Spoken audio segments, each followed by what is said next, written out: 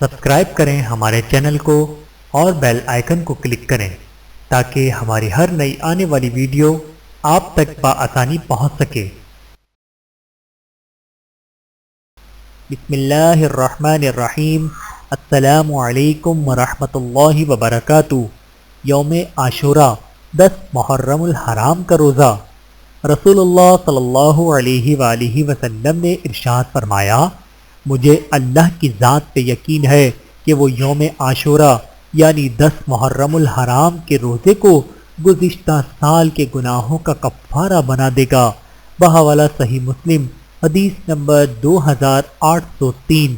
بعد ازاں جب رسول اللہ صلی اللہ علیہ وآلہ وسلم نے یوم عاشوراء کا روزہ رکھا اور مسلمانوں کو بھی اس کا حکم دیا تو صحابہ نے عرض کیا کہ یا رسول اللہ، یہود و نصارہ بھی اس دن کی بہت تعظیم کرتے ہیں۔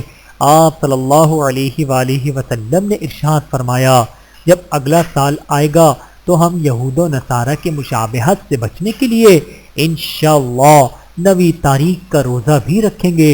حضرت ابن عباس رضی اللہ تعالیٰ عنہ فرماتے ہیں کہ اگلا سال آنے سے پہلے ہی رسول اللہ صلی اللہ علیہ وآلہ وسلم دنیا سے تشریف لے گئے۔ بحوالہ صحیح مسلم حدیث نمبر 2722۔ یوم عاشوراء کے روزے کے ساتھ 9 یا 11 تاریخ کا روزہ رکھنا افضل اور بہتر ہے، لیکن اگر کسی نے صرف عاشوراء کا روزہ رکھا تو بھی حرج کی بات نہیں۔ نیز حدیث والا سے یہ بھی پتہ چلا کہ مسلمانوں کو ہر موقع پر یہود و نصارہ کی مشابہت سے بچنا چاہیے۔ اللہ تعالی ہم سب کو احادیث مبارکہ پر عمل کرنے کی توفیق عطا فرمائے، آمین ثم آمین۔ ویڈیو دیکھنے کا بہت شکریہ۔ مزید ویڈیوز دیکھنے کے لیے ہمارے چینل کو سبسکرائب کریں۔ اگر ویڈیو پسند آئے تو لائک کریں۔ اچھی بات کو دوسروں تک پہنچانا صدقہ جاریہ ہے۔ جزاکم اللہ خیرا کثیرا۔